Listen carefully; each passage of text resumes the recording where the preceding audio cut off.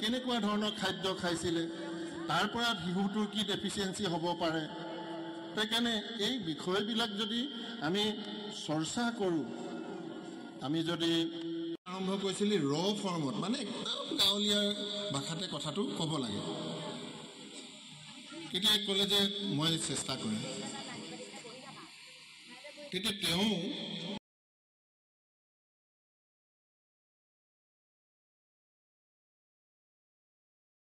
কাৰণ মুন্নিক আপোনালোকে ৰাতিপুৱাৰ পৰা গধূলিলৈকে পাব আপোনালোকৰ সন্তানটিয়ে কিন্তু আমি নাপাওঁ কিয় নাপাওঁ জানেনে কাৰণ তাই যে বিয়া হৈ গুচি আহিলে আজি মোৰ কৃত্ৰিম প্ৰটিনৰ জৰিয়তে এই কেঞ্চাৰৰ বেমাৰৰ কাৰণে তেওঁৰ আজি বিখ্যাত হৈ গোটেই পৃথিৱীত ৰজন জনাই আছে ৰুবুল মাউত এই শিশুসকলৰ এনেকুৱা ধৰণৰ শিশু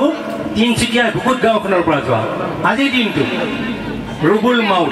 তেওঁৰ কিতাপখনৰ নাম মোৰো এটা সপোন আছে